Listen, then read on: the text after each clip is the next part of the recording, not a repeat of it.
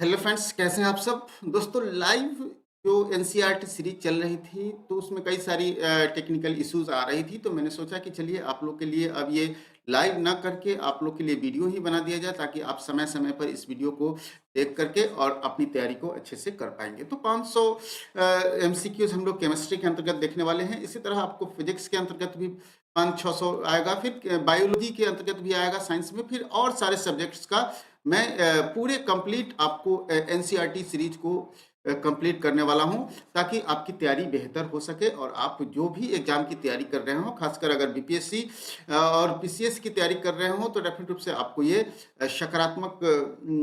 सकारात्मक आपको सोच देगा और साथ-साथ आपकी तैयारी को एक नई दिशा प्रदान करेगा। तो ये वीडियो काफ़ी, ये सीरीज ही काफ़ी महत्वपूर्ण होगा, वीडियो तो महत्वपूर्ण है ही। तो आज के लिए तो इस सीरीज को ज़रूर फॉलो कीजिए, ताकि आपकी तैयारी बेहतर हो सके और काफ़ी महत्वपूर्ण वीडियो होगा। वीडियो को अंत तक देखिए। अगर हमारे चैनल पे नए हैं तो इसे सब्सक्राइब कर लें और बेल आइकन का बटन ज़रूर दबाएँ, ताकि आने वाले वीडियो का नोटिफ़िकेशन आपको सबसे पहले मिले। जो मेरा पहला क्लास था जिसमें लाइव वीडियो मैंने बनाया था, उस लाइव वीडियो में मैंने पहला जो आप लोग को बताया था, उसमें 25 प्रश्न ही कर पाए थे, क्योंकि टेक्निकल इश्यू बार-बार आ रहे थे। तो आज हम लोग 26 से आगे की ओर बढ़ते हैं। तो सबसे पहला जो प्रश्न है, वो है H2O2 की संरचना कैसी होती है? तो सबसे पहले देखिए, H2O2 की संरचना कैसी होगी? तो याद रखिएगा, ये बी ऑप्शन इसका सही होगा। H2O2 की संरचना इसी तरह की होती है और ये हाइड्रोजन पेरा ऑक्साइड है। ठीक है, क्या है ये? हाइड्रोजन पेरा ऑक्साइड है। पेरा ऑक्साइड, याद रखिएगा, हाइड्रोजन पेरा ऑक्साइड है ये। और ये हाइड्रोजन पेरा ऑक्साइड जो है, एक शक्तिशाली ऑक्सीडेंट होता है। क्या होता है ये? शक्तिशाली ऑक्सीडेंट होता है ये। ठीक है, ऑक्सीडेंट होता है, याद रखेंगे। और हाइड्रोजन पेरोक्साइड का उपयोग जो है, वो त्वचा पर कटने या जलने जैसे संक्रमण को रोकने के लिए इसका यूज किया जाता है। ठीक है, तो ये चीजें आपको याद रखना है। नेक्स्ट प्रश्न है, H2SO4 की परमाणुकता कितनी होती है? H2SO4 आप लोग को स्पष्ट रूप से समझ में आ रहा होगा कि H2SO4 क्या है। तो H2SO4 मतलब ये सल्फ्यूरिक एसिड होता है। ठीक है, क्या है ये? सल्फ्यूरिक एसिड है, सल्फर का एसिड होता है। ठीक है, सल्फ्यूरिक एसिड है ये, सल्फ्यूरिक एसिड है। और इसकी परमाणुकता की बात करेंगे तो इसकी परमाणुकता 7 होती है। कितनी होती है इसकी परमाणुकता? 7 होती है। और और ये जो है आपको नीले लिटमस पेपर को लाल कर देता है। क्या करता है ये? नीले लिटमस पेपर को लाल कर देता है। और ये सल्फ्यूरिक अम्ल को वाइल ऑफ विट्रोल भी कहा जाता है। क्या कहा जाता है इसको? वाइल ऑफ विट्रोल, याद रखेंगे। वाइल ऑफ विट्रोल के नाम से भी, विट्रियल विट्रोल के नाम से भी जाना जाता है। ठीक है, नेक्स्ट, सूर्य और तारों में कौन सा स्रोत है? सूर्य और तारों में ऊर्जा का स्रोत कौन सा है? ठीक है, अगर सूर्य और तारों की ऊर्जा की स्रोत की बात कर लेंगे, तो मैंने पिछले वीडियो में आपको बताया था कि सूर्य और ये जो तारे हैं, इसमें हाइड्रोजन्स होते हैं। ठीक है, हाइड्रोजन्स के अणु आपस में संलयित होते हैं। ठीक है, संलयित होकर के एक बड़े नाभिक, हीलियम के नाभिक बनाते हैं और ऊर्जा उत्पन्न होता है। ठीक है, तो संलयित होते हैं, तो डेफिनेट रूप से ये नाभिकीय संलयन की प्रक्रिया होगी। तो ऑप्शन ए सही जवाब इसका हो जाएगा। और सूर्य में जो ऊर्जा उत्पन्न होती है, इसी अभिक्रिया के कारण उत्पन्न होती है। ठीक है, अब चूंकि सूर्य में हैवी मात्रा में ऊर्जा उत्पन्न होता है, तो हीलियम के नाभिक जो है, ये ऊर्जा के कारण जो होता है कि कई सारे नाभिक जो है, ये चूंकि हीलियम अस्थाई है, तो ये नाभिक जो है फिर से हाइड्रोजन में टूट जाते हैं। ठीक है, कुछ टूट जाते हैं, कुछ रह भी जाते हैं, तो फिर से ये इसी कारण क्या है, सूर्य लगातार जल रहा है। ठीक है, जियोलाइट का रासायनिक सूत्र बताना है। ठीक है, जियोलाइट का रासायनिक सूत्र क्या होता है? तो जियोलाइट का रासायनिक सूत्र की बात कर लेंगे तो Na2O, Al2O3, फिर है X सिलिकॉन ऑक्साइड और Y H2O, ये होता है जियोलाइट। अब ये जियोलाइट क्या है, इसका हम लोग जानते हैं। धातुओं के एल्युमिनियम सिलिकेट को ही जियोलाइट कहते हैं। ठीक है, क्या याद रखिएगा कि किसी भी धातुओं के एल्युमिनियम, ठीक है, धातुओं के एल्युमिनियम सिलिकेट, ठीक है, एल्युमिनियम सिलिकेट को क्या कहा जाता है? सिलिकेट को ही जियोलाइट कहा जाता है। ठीक है, और आपको मालूम होगा कि जियोलाइट एक तरह से आप देखेंगे तो पेट्रोलियम पदार्थों में जियोलाइट, पेट्रोलियम में इसका उपयोग किया जाता है। ठीक है, नेक्स्ट है, Na2SO4 में सल्फर की ऑक्सीकरण संख्या क्या है? Na2SO4 सोडियम सल्फर ऑक्साइड इसको पढ़ते हैं। ठीक है, ऑक्सीकरण की इसमें अगर बात करेंगे तो इसमें ऑक्सीकरण के लिए इसका उपयोग किया जाता है। सल्फर में ऑक्सीकरण की संख्या छ होती है, ठीक है? तो आगे बढ़ते हैं, नेक्स्ट है 31वां, धुआं कैसे बनता है? धुआं कैसे बनता है? तो देखिए धुआं कैसे बनता है दोस्तों? धुआं एक ठोस गैस में, याद रखिएगा कि गैस में ठोस से धुआं बनता है। जैसे आप देखेंगे कि धुआं गैस में ठोस से बनता है। धुआं जो होता है एक फ्लूइड है। क्या है ये? धुआं जो है क्या है? एक फ्लूइड है। फ्लूइड है और हवा में उपस्थित ठोस द्रव एवं गैसों के कणों से ये बनता है, ठीक है? जैसे ही आप लोग देखेंगे कि किसी भी ठोस पदार्थ को, ठोस पदार्थ का जो कार्बनिक पदार्थ है उसको हम अगर दहन करते हैं, ठीक है, मतलब जलाते हैं, तो धुआं निकलता है। धुआं निकलता है तो ठोस में ये गैस हो गया, याद रखेंगे, ठोस में ये गैस हो गया। और ये कार्बन डाइऑक्साइड, क्या है ये? कार्बन डाइऑक्साइड है। कहीं-कहीं आप देखेंगे कार्बन मोनोऑक्साइड भी है, ठीक है? जंग का रासायनिक नाम क्या है? ठीक है? जंग का रासायनिक नाम अगर आप लोग देखेंगे, तो इसको आप देखिए रासायनिक सूत्र से समझिए, Fe2O3 और इनटू H2O। अब H2O के पहले X लगा दीजिए, तो डेफिनिट रूप से ये H2O जो है जल की मात्रा को बताता है और ये फेरिक ऑक्साइड होता है। मतलब फेरस पर जब ऑक्साइड का एक लेयर चढ़ जाता है, तो जल की अभिक्रिया के कारण तो क्या होता है, ये फेरिक ऑक्साइड जो है एक क्या बन जाता है, आप देखेंगे कि ये जंग बन जाता है, ठीक है? इसको हम लोग पढ़ते हैं जल योजित फेरिक ऑक्साइड। क्या पढ़ेंगे इसको? जल योजित फेरिक ऑक्साइड। इसका ऑप्शन सी सही जवाब हो जाएगा, ठीक है? अब इसको जो कोरोजन की प्रक्रिया है, जो जंग की प्रक्रिया है, इससे बचने के लिए हम लोग क्या करते हैं, उस पर पेंटिंग कर देते हैं, बहुत सारे लेप चढ़ा देते हैं, ठीक है? और ये वायुमंडल से ऑक्सीजन को ले लेता है और जल की अभिक्रिया से ये क्या होता है, फेरिक ऑक्साइड बना लेता है, ठीक है? चलिए नेक्स्ट है, बेकिंग सोडा का रासायनिक सूत्र क्या है? 33वां प्रश्न है कि बेकिंग सोडा का रासायनिक सूत्र क्या है? तो देखिए बेकिंग सोडा का रासायनिक सूत्र होता है सोडियम हाइड्रोकार्बोनेट, ठीक है? तो इसको NaHCO3 इसको पढ़ते हैं, ठीक है? Sodium hydrocarbonate NH। और इसको हम लोग कैसे यूज करते हैं? बेकिंग सोडा है और इसको अग्निशामक में यूज करते हैं। कहाँ यूज करते हैं? अग्निशामक में, ठीक है? अग्निशामक में इसको यूज करते हैं। दूसरा इसको जो है सोडियम, इसको हम लोग आप लोग देखेंगे तो भोजन को फ्लफी बनाने में मतलब इसका यूज होता है, इसीलिए इसको हम लोग खाने वाला सोडा, बेकिंग पाउडर के रूप में भी जानते हैं, ठीक है? तो इसको जैसे कोई भी आप केक बनाते हैं, ठीक है? केक बनाते हैं तो केक का जो स्पंजी होता है वो इसमें उसका यूज किया जाता है, सोडियम हाइड्रो कार्बोनेट का यूज किया जाता है, बेकिंग सोडा का यूज किया जाता है, ठीक है? चलिए नेक्स्ट है, जल रस का पीएच क्या होता है? जल रस, जठर रस, ठीक है? जठर रस जो है हमारे अग्नाशय ग्रंथि से निकलता है। कहाँ से निकलता है? जठर रस जो है वो अग्नाशय ग्रंथि से निकलता है और इसका पीएच जो होता है वो 2 होता है, ठीक है? पीएच इसका 2 होता है। आपको मालूम होना चाहिए कि ये कैसा होगा, जैसे पीएच 7 जिसका होता है वो उदासीन होता है और 7 से कम क्या होता है? अम्लीय होता है और 7 से अधिक क्या होता है? ये क्षारीय होता है। आपको मालूम है? तो डेफिनिट रूप से क्या होगा, ये अम्लीय है तो ये क्या करेगा, भोजन को पचाने में काम आता है, ठीक है? तो इस जठर रस का पीएच कितना होता है? 2 होता है, ठीक है? नेक्स्ट है, सफेद फास्फोरस का आकार होता है, ठीक है? अगर सफेद फास्फोरस की आकार की बात करेंगे तो सफेद सफेद फास्फोरस का आकार चतुष्फलकीय होता है, ठीक है? ये फास्फोरस के अपरूप है, ठीक है? फास्फोरस के बहुत सारे अपरूप होते हैं जिसमें सफेद होते हैं, पीला फास्फोरस भी होता है, लाल फास्फोरस भी होता है, ठीक है? ये एक अपरूप है और इसका जो आकृति होता है फास्फोरस का, वो कैसा होता है? ये होता है चतुष्फलकीय सफेद फास्फोरस का। और ज्वलनशील होने के कारण इसको क्या होता है, ये फास्फोरस जो होता है वो ज्वलनशील होता है, इसको इसीलिए इसको हमेशा जल में डुबा कर रखा जाता है, जल में डुबा कर रखा जाता है। आप लोग देखे होंगे दिया सलाई जो बनता है, दिया सलाई जो बनता है उसमें लाल फास्फोरस का यूज किया जाता है, ठीक है? क्योंकि ये लाल फास्फोरस जो होता है अन्य फास्फोरस की अपेक्षा कम क्रियाशील होता है, इसीलिए लाल फास्फोरस का यूज हम लोग दिया सलाई में करते हैं। नेक्स्ट है, निम्नलिखित क्षय में उत्सर्जित कणों का क्रम बताइए, ठीक है? अब देखिए यहाँ क्या हो रहा है, एक बढ़ रहा है, ठीक है? जब एक बढ़ेगा तो आप स्पष्ट रूप से समझ जाइए कि पहले बीटा किरण निकलेगा तभी परमाणु संख्या में 1 की बढ़ोतरी होगी, ठीक है?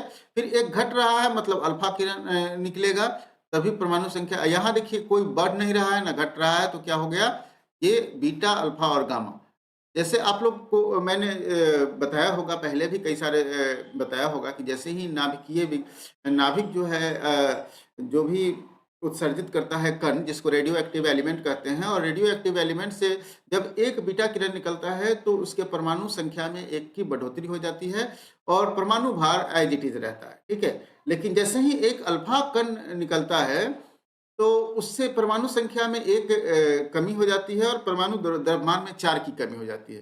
लेकिन गामा किरण निकलने से किसी तरह का कोई प्रभाव नहीं पड़ता है, ठीक है। तो इसका ऑप्शन डी हो जाएगा। सबसे तेज हिमीकरण विधि जिसमें तरल हाइड्रोजन या कार्बन डाइऑक्साइड का उपयोग किया जाता है, ठीक है। सबसे तेज हिमीकरण विधि जिसमें तरल नाइट्रोजन या कार्बन डाइऑक्साइड का यूज किया जाता है। तो इसका सही जवाब हो जाएगा दोस्तों, ये हो जाएगा ब्लास्ट फ्रीजिंग, ठीक है। ब्लास्ट फ्रीजिंग में तेज हिमीकरण होता है और इसमें नाइट्रोजन या कार्बन डाइऑक्साइड का उपयोग किया जाता है, ठीक है। जैसे आप लोग बेकरीज का बात करेंगे, ठीक है। बेकरीज में और मीट पैकिंग में, समुद्री भोजन या डेयरी उत्पाद में ये ब्लास्ट फ्रीजिंग का यूज हम लोग करते हैं, ठीक है। कच्चे फलों और पक्के फलों और सब्जियों का इमर्शन फ्रीजिंग में रखने से क्या होता है कि सुरक्षित रहता है। तो इस तरह से उसमें नाइट्रोजन और कार्बन डाइऑक्साइड का यूज किया जाता है। नाभिकीय रिएक्टर एक अवयव अभिक्रिया को नियंत्रित करता है। देखिए नाभिकीय रिएक्टर में आपको मालूम होगा कि एक नियंत्रक क्षर होता है, ठीक है। नाभिकीय रिएक्टर में नियंत्रक क्षर होता है जो कैडमियम, ठीक है, कैडमियम का बना होता है, ठीक है। ये नियंत्रक क्षर ही कैडमियम या बोरॉन का बना होता है जो क्या करता है, जो उससे न्यूट्रॉन निकलते हैं। क्योंकि हम लोग जानते हैं कि नाभिकीय रिएक्टर में एक न्यूट्रॉन जो है वो भारी नाभिक पर प्रहार करके उसको विखंडित कर देता है 2 या 2 से अधिक नाभिकों में और तब जाकर ऊर्जा निकलता है। और वो न्यूट्रॉन जो होता है 1 से 3 बन जाता है, 3 से फिर 9 बन जाता है। तो अगर इसको नियंत्रित नहीं किया जाएगा तो न्यूट्रॉन क्या होगा, ये अनियंत्रित हो जाएगा और अनियंत्रित होने के कारण रिएक्टर में हीट ज़्यादा उत्पन्न होगा, रिएक्टर ब्लास्ट हो सकता है, ठीक है। बहुत सारे इसमें समस्याएं आ सकती हैं। तो वैसे में हम लोग नियंत्रक क्षर के रूप में कैडमियम या बोरॉन के क्षर का यूज करते हैं जिसका मुख्य काम क्या है, इसके न्यूट्रॉन को ही अवशोषित कर लेता है। क्या करता है ये, मुख्य रूप से ये न्यूट्रॉन को ही अवशोषित कर लेता है और न्यूट्रॉन को अवशोषित करने के कारण क्या है, ये नियंत्रक क्षर जो है वो नियंत्रित में रखता है नाभिकीय रिएक्टर को, ठीक है। नाभिकीय रिएक्टर में नाभिकीय विखंडन अभिक्रिया होती है जैसा कि आप लोग को मालूम है, ठीक है। चलिए नेक्स्ट है, जब सोडियम घोल की कुछ बूंदों को चावल के पानी में मिलाया जाता है तो घोल नीला काला हो जाता है। यह इंगित क्या करता है कि चावल के पानी में क्या शामिल है, ठीक है। देखिए सोडियम घोल के जब कुछ बूंदों को चावल के पानी में मिलाते हैं तो उसमें यह पता चल जाता है नीला काला होने से कि उसमें स्टार्च है, ठीक है। क्या है, स्टार्च है अर्थात मंड है, ठीक है।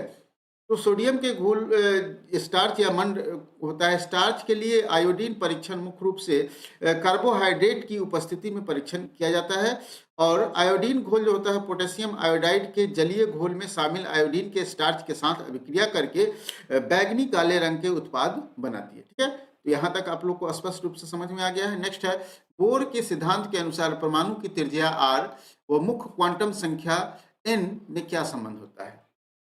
तो बोर्स साहब ने क्या किया था, बोर्स थ्योरी बताया था कि देखिए कोई भी परमाणु होगा और उसके अंतर्गत जो क्वांटम संख्या में उन्होंने रिलेशन स्थापित किया और उन्होंने बताया कि ये त्रिज्या जो होता है वो समानुपाती होता है उसके क्वांटम संख्या के स्क्वायर का। याद रखिएगा, उसके क्वांटम संख्या के स्क्वायर का त्रिज्या जो होगा वो समानुपाती होगा। तो 40वां ठीक है। नेक्स्ट है, निम्न में से कौन सी किरण धन आवेशित कणों से युक्त है। देखिए आपको बताएंगे कि जैसे ही रेडियो एक्टिव एलिमेंट टूटते हैं तो उससे 3 किरण निकलते हैं, अल्फा बीटा और गामा रेस, ठीक है। तो अल्फा किरण जो होता है वो उदासीन होता है, ठीक है। उदासीन मतलब सॉरी, गामा किरण जो होता है वो उदासीन होता है, मतलब इस पर किसी तरह के कोई इफेक्ट नहीं पड़ता है। लेकिन अल्फा कण जो होता है वो धन आवेशित होता है। क्या होता है, अल्फा कण जो होता है वो धन आवेशित होता है। तो ये धन आवेशित कण है कौन, अल्फा कण जो होता है वो धन आवेशित है और बीटा कण जो होता है वो ऋण आवेशित, ठीक है। तो आपको अब स्पष्ट रूप से समझ में आ गया होगा। किसी परमाणु के तीसरे कक्ष में इलेक्ट्रॉन का कोणीय संवेग, ठीक है। देखिए किसी भी परमाणु के तीसरे कक्ष में इलेक्ट्रॉनों के अगर कोणीय संवेग की बात करेंगे तो ये होता है 1.5 into 10 to the power -34 joule per second, ठीक है, joule second, sorry, joule second होता है। और उम, ये जो है वो आप देख रहे हैं कि यहाँ जूल सेकेंड, 1 जूल सेकेंड कितने का होता है आपको यहाँ दिया गया है, उसी से आप अपना अनुमान लगा सकते हैं, ठीक है। क्वार्ट्ज का रासायनिक नाम क्या है?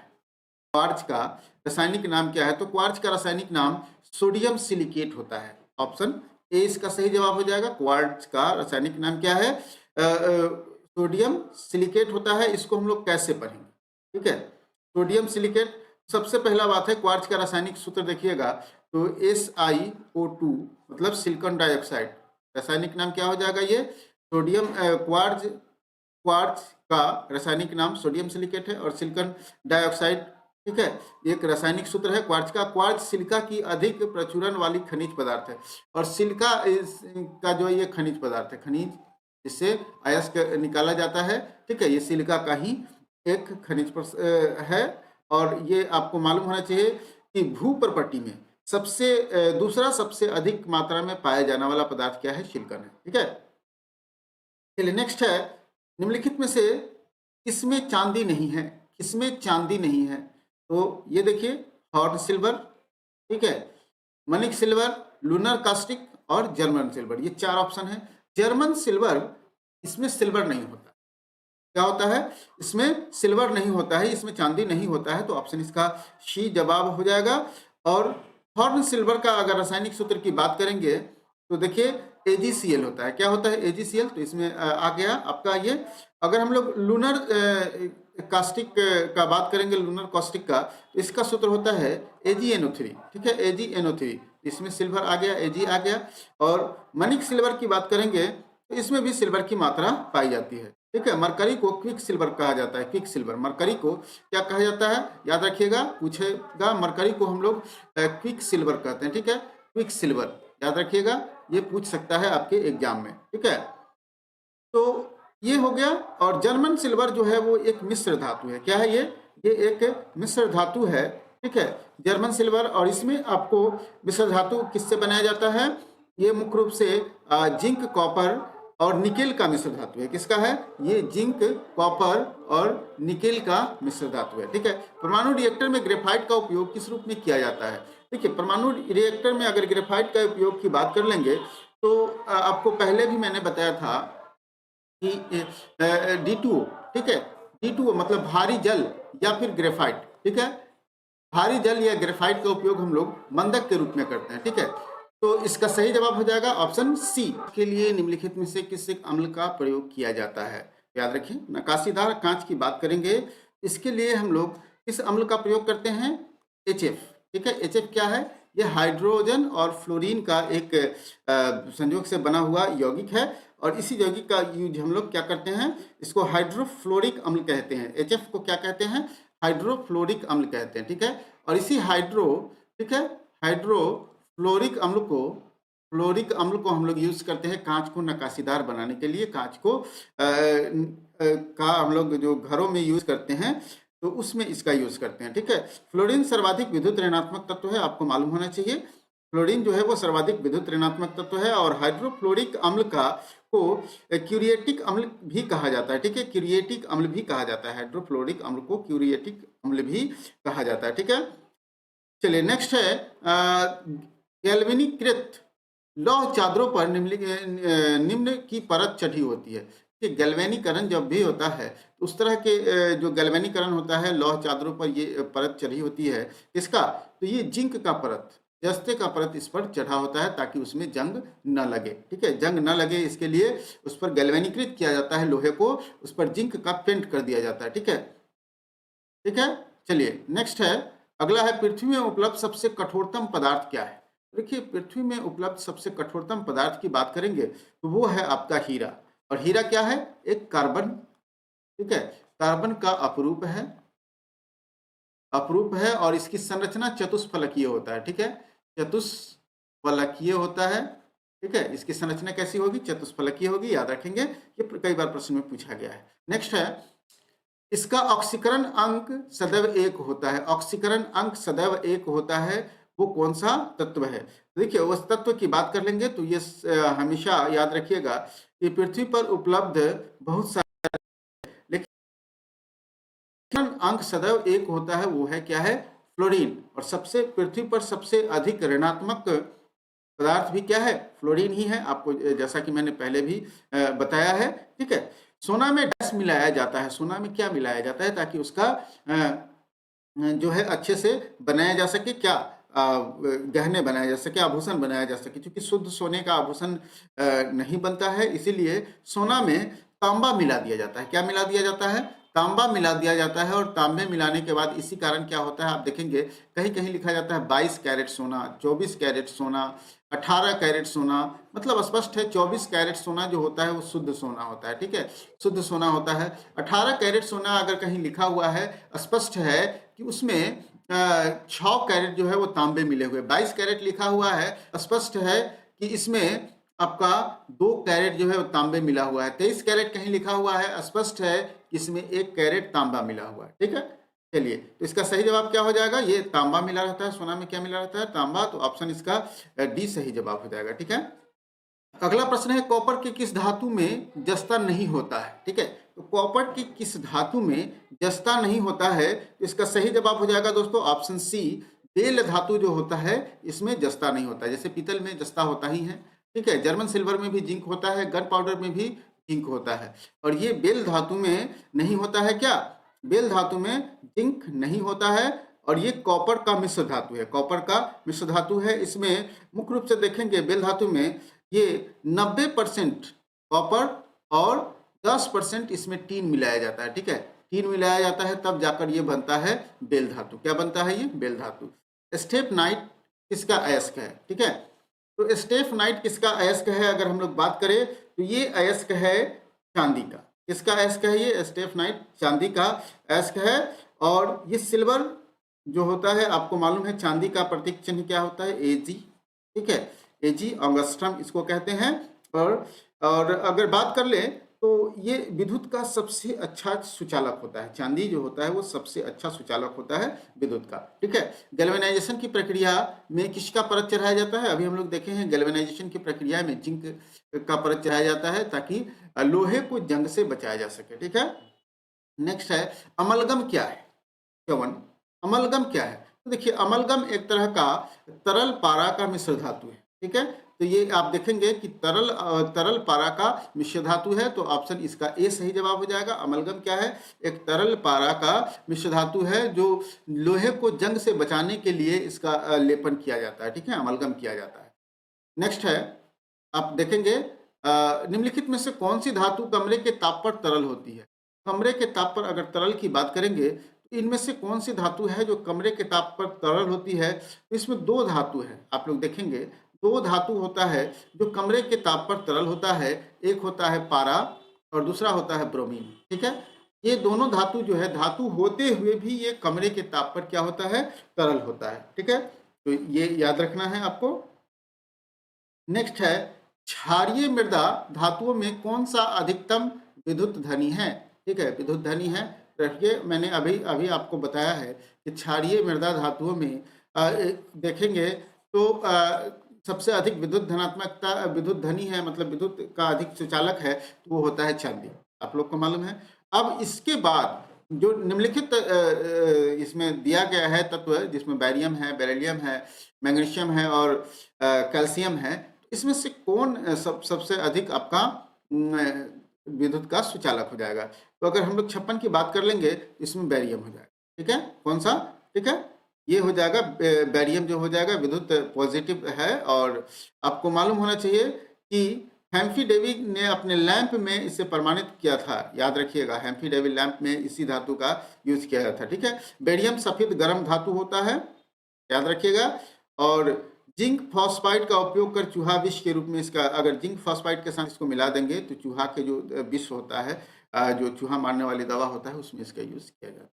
सर्वाधिक विद्युत धनात्मक तत्व, यहाँ देखिए सर्वाधिक विद्युत धनात्मक तत्व, विद्युत ऋणात्मक तत्व हमने बताया कि फ्लोरीन होता है। ठीक है, तो सर्वाधिक विद्युत धनात्मक तत्व कौन सा हो जाएगा, तो सर्वाधिक विद्युत धनात्मक तत्व हो जाएगा वो, उसको हम लोग कहते हैं सीजियम। क्या कहते हैं, सीजियम, तो CS सर्वाधिक विद्युत धनात्मक तत्व कौन सा हो जाएगा? सीजीएम। ठीक है, यहाँ तक आपको कोई इश्यू नहीं है। अब देखिए सर्वाधिक विद्युत धनात्मक तत्व क्यों कहा जाता है? फ्लोरीन सबसे विद्युत ऋणात्मक तत्व है। अब देखिए होता क्या है कि इसमें इलेक्ट्रॉन त्याग करने की प्रबलता जो है वो सर्वाधिक होता है और इसी कारण इसको हम लोग सर्वाधिक धनात्मक तत्व कहते हैं। ठीक है, भूप्रपट्टी में पाया जाने वाला खनिज कौन सा है? तो सर्वाधिक पाया जाने वाला खनिज की बात हो रही है, तो भूप्रपट्टी की बात हो रही है, तो भूप्रपट्टी में सबसे अधिक जो खनिज पदार्थ पाया जाता है वो है फेल्सपार। ठीक है, कौन सा है ये? फेल्सपार होता है जो भूप्रपट्टी में सबसे अधिक मात्रा में पाया जाता है। और ये फेल्सपार क्या है? फेल्सपार है एल्यूमिनियम का अयस्क। ठीक है, क्या है? फेल्सपार एल्यूमिनियम का ये अयस्क है। मतलब स्पष्ट रूप से ये हो गया कि भूप्रपट्टी में सबसे अधिक मात्रा में अगर कोई धातु पाया जाता है तो वो है एल्यूमिनियम। ठीक है, दूध के फटने का कौन सा एसिड उत्पन्न होता है? देखिए दूध फटेगा तो उसमें कौन सा एसिड उत्पन्न होगा? तो डेफिनेट रूप से दूध में होता है लैक्टिक एसिड। तो इसका आंसर सही हो जाएगा लैक्टिक एसिड। दूध फटने के लिए लैक्टिक एसिड उत्पन्न होता है। ठीक है, और दूध दही को अगर आप देख रहे हैं कि खट्टा हो जाता है, स्पष्ट है कि उसमें लैक्टिक एसिड की मात्रा बढ़ गई है। ठीक है, चलिए नेक्स्ट है वाशिंग सोडा का सामान्य नाम क्या है? वाशिंग सोडा मतलब ऐसा सोडा जिसका उपयोग हम लोग कपड़े धोने में करते हैं। और वाशिंग सोडा का अगर सामान्य नाम की बात करेंगे तो ये होता है सोडियम कार्बोनेट। ठीक है, क्या कहते हैं इसको? सोडियम कार्बोनेट कहते हैं। ठीक है, और खाने वाला सोडा सोडियम बाइकार्बोनेट होता है। ठीक है, तो सोडियम कार्बोनेट की बात करेंगे तो NaCO3, अगर सोडियम बाइकार्बोनेट की बात करेंगे तो NaHCO3। ठीक है, तो अब आप इसको स्पष्ट रूप से समझ में आ गया होगा। कीट दंश से होने वाली खुजली किसके कारण होती है? देखिए कीट अगर कोई काटता है, कोई भी कीट काटता है तो उसके दंश से होने वाली खुजली का सबसे बड़ा कारण क्या होता है? वो होता है फॉर्मिक एसिड। ठीक है, क्या होता है? फॉर्मिक एसिड इसका कारण होता है। कीट दंश से खुजली होने का कारण फॉर्मिक एसिड है। और लाल चींटी जो होता है, आप देखेंगे लाल चींटी, उसमें फॉर्मिक एसिड पाया जाता है। ठीक है, और चींटी का डंक और टेनल का डंक में मेथेनोइक अम्ल होता है, चींटी के डंक में। ठीक है, मैलिक अम्ल सेब में होता है। ये मैलिक अम्ल जो है होता है ये सेब में होता है। किसमें? सेब, जो हम लोग खाते हैं सेब फल, उसमें होता है। ठीक है, और हम लोग आगे बढ़ते हैं। एसिटिक एसिड जो होता है वो सिरका या अचार में होता है। ठीक है, अब हम लोग बात कर लेते हैं निम्नलिखित में से कौन सा रसायन वोटिंग स्याही में यूज किया जाता है? तो वोटिंग का स्याही, जैसे आप वोट देने जाते हैं, आपके नाखून पर जो स्याही लगाई जाती है उस स्याही में सिल्वर नाइट्रेट का ये होता है। ठीक है, तो ये ऑप्शन ए इसका सही जवाब हो जाएगा। सिल्वर नाइट्रेट मतलब AgNO3, याद रखिएगा AgNO3 ये सिल्वर नाइट्रेट है और इसी का यूज हम लोग करते हैं। ठीक है, नेक्स्ट, शहद की मक्खी का विष कैसा है? देखिए शहद की मक्खी का अगर विष की बात कर लेंगे तो ये प्रोटीन है, क्योंकि इसका यूज हम लोग शहद का यूज हम लोग खाने में करते हैं, आप लोग को मालूम होगा। और ये शहद के मक्खी का विष जो होता है वो प्रोटीन होता है। ठीक है, तो एपीटॉक्सिन, ठीक है, शहद के मक्खी का विष जो होता है वो एपीटॉक्सिन होता है। और एपीटॉक्सिन क्या है? जो साइटोटॉक्सिन एवं हेमाटॉक्सिन का प्रभाव उत्पन्न करता है और ये रंगहीन द्रव एक प्रोटीन से बना हुआ रहता है। ठीक है, खाना पकाने का तेल वनस्पति घी में किस प्रकार बदला जाता है? तो खाना पकाने का जो तेल होता है जिसको हम लोग यूज करते हैं, हम लोग देखेंगे बहुत सारे सरसों तेल, वनस्पति घी वगैरह जो है इसका यूज करते हैं। तो डेफिनेट रूप से अगर इसको आपको समझना है कि किस प्रकार ये बदला जाता है, तो याद रखिएगा ये हाइड्रोजनीकरण किया जाता है उसका। ठीक है, हाइड्रोजनीकरण करके उसको खाने लायक बनाया जाता है। ठीक है, और आपको मालूम होगा कि ये असंतृप्त हाइड्रोकार्बन से इसको संतृप्त हाइड्रोकार्बन में हम नहीं बदलेंगे तो खाने के लायक ये नहीं रहेगा। इसीलिए क्या करते हैं, इसको असंतृप्त से संतृप्त हाइड्रोकार्बन में बदलकर तब उसको खाने लायक बनाया जाता है। ठीक है, चलिए नेक्स्ट है 65, कोला पेय में कौन सी औषधि पाई जाती है? अगर कोला पेय की बात करेंगे इसमें कैफीन होता है। याद रखिएगा कोला पेय में क्या होता है? ये कैफीन होता है। ठीक है, और ये कोला पेय कार्बोनेट एक पेय जो है वो कार्बोनेट जल है जिसमें 90% जल और इसमें आपको कार्बन डाइऑक्साइड होता है। ठीक है, कोको कोला जिसको यूज करते हैं हम लोग उसमें कार्बन डाइऑक्साइड होता है और जल होता है। जल 90% होता है, आपको मालूम होना चाहिए। ठीक है, और यह कार्बनिक अम्ल भी इसमें होता है। ठीक है, जिसमें यह कार्बनिक अम्ल के रूप में रहता है। अफीम और अगर बात करेंगे तो ये जो है कैफीन होता है कोला पेय में। इसमें sp नेक्स्ट है, इसमें sp संकलित कार्बन है। sp आपको मालूम होगा sp संकलित कार्बन की बात करेंगे, तो आपको मालूम है कि sp संकलित कार्बन मतलब H2, इसको हम लोग अगर क्या होता है संपीड़ित, अगर इसको हम लोग एक से अधिक ये अणु मिल करके 6 अणु मिल करके, आपको मालूम होगा कि C2H2 का 6 अणु मिल करके क्या बनाता है, बेंजीन बनाता है। ठीक है, इसको हम लोग C6H6 कहते हैं। ठीक है, इसके 3 अणु मिल करके क्या बना लेते हैं, ये बेंजीन बना लेते हैं। ठीक है, तो ये अल्काइल अल्केन आपको मालूम होगा कि C2H2 में sp संचलित कार्बन होते हैं, एल्केन में sp3 संचलित कार्बन होते हैं। अगर अल्केन की बात कर ले, अल्कीन की, तो इसमें sp2 संचलन अल्काइन ग्रुप का ये होता है। ठीक है, अल्काइन ग्रुप होता है sp, ये अल्काइन ग्रुप का सदस्य है। नेक्स्ट है, निम्नलिखित में से किस का उपयोग लेड पेंसिल बनाने में किया जाता है।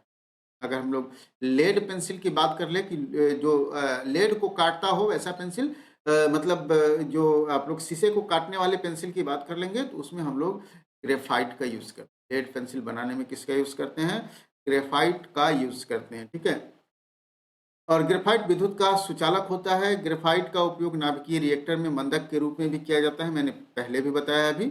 और ग्रेफाइट से जो है वो स्नेहक बनाया जाता है। स्नेहक मतलब आप लोग देखेंगे ग्रीस वगैरह जो होता है वो ग्रेफाइट से ही बनाया जाता है। नेक्स्ट है, लगभग 95% यौगिक कार्बन के बने होते हैं, क्योंकि कार्बन क्या है, क्योंकि कार्बन क्या है कि एक तरह के बहुविधि बंध बनाता है। बहुविधि बंध कहने का मतलब है कि कार्बन जो है, बहुविधि बंध करने का मतलब है ये एकल बॉन्ड भी बनाता है, सिंगल बॉन्ड भी बनाता है, डबल बॉन्ड भी बनाता है और ट्रिपल बॉन्ड भी बनाता है।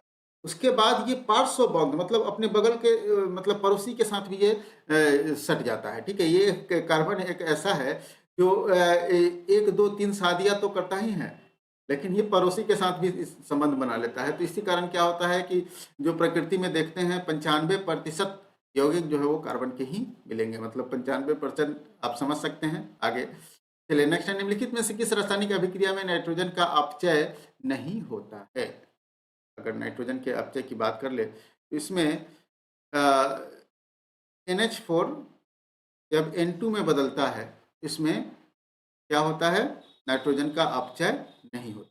ठीक है, नेक्स्ट है 17वां प्रश्न है कि वनस्पति घी, ठीक है, वेजिटेबल घी बनाने में प्रयुक्त होता है। तो ये हाइड्रोजनीकरण अभी हमने पहले पढ़ा था, क्योंकि ये वनस्पति घी जो होता है वो असंतृप्त हाइड्रोकार्बन होता है। असंतृप्त हाइड्रोकार्बन को संतृप्त हाइड्रोकार्बन में बदलने के लिए उसको हाइड्रोजनीकरण किया जाता है। ठीक है, चलिए 71वां प्रश्न है, और 71वां प्रश्न है कि धान के खेत से किस प्रकार की गैस निकलती है। ये मार्स गैस निकलती है। ठीक है, मार्स गैस धान की खेती से निकलती है, और मार्स गैस को ही क्या कहते हैं, कार्बन सॉरी, इसको मार्स गैस को ही कहते हैं मेथेन गैस। क्या कहते हैं, मार्स गैस को ही मेथेन गैस। ठीक है, और मेथेन गैस का आप लोग देखेंगे तो यूज जो है वो आप लोग प्राकृतिक गैस में खाना पकाने वगैरह के रूप में भी इसका यूज किया जाता है। ठीक है, चलिए, कांच का गहरा नीला रंग किस कारण होता है। कांच का गहरा नीला रंग जो होता है वो सोडियम ऑक्साइड के कारण होता है। इसके कारण होता है, ये सोडियम ऑक्साइड के कारण होता है गहरा नीला, मतलब कोबाल्ट ऑक्साइड यहाँ लिखा हुआ है। ठीक है, कोबाल्ट ऑक्साइड के कारण गहरा नीला होता है। सॉरी, ये कोबाल्ट ऑक्साइड के कारण गहरा नीला होता है। अगर नारंगी की बात करेंगे तो नारंगी का कलर का जो कांच जो होता है वो किसके कारण होता है, ये होता है सिलेनिक ऑक्साइड के कारण। ठीक है, सिलेनिक ऑक्साइड के कारण, सिलेनिक ऑक्साइड के कारण नारंगी रंग का हो जाएगा। अगर हम लोग लाल रंग की बात करेंगे तो क्यूप्रस ऑक्साइड के कारण ये हो जाएगा लाल रंग का। ठीक है, तो अब आपको समझ में आ गया होगा। नेक्स्ट है, निम्नलिखित में से सबसे कम प्रदूषक, इनमें से सबसे कम प्रदूषक कौन सा है। तो आपको मालूम है कोयला बहुत प्रदूषक है, डीजल भी प्रदूषक है। ठीक है, एलपीजी भी थोड़ा बहुत प्रदूषक है। अगर सबसे कम प्रदूषक की बात हो जाएगी तो इसका सही जवाब हो जाएगा ऑप्शन बी, सीएनजी जो होता है वो सबसे कम प्रदूषक होता है। सीएनजी को हम लोग कहते हैं कंप्रेस्ड नेचुरल गैस। क्या कहते हैं, ये कंप्रेस्ड नेचुरल गैस, ये सीएनजी होता है। ठीक है, और आपको मालूम होना चाहिए कि सीएनजी का यूज हम लोग गाड़ियों को चलाने में करते हैं। ठीक है, इसमें प्राकृतिक गैस को कंप्रेस्ड करके डाला जाता है।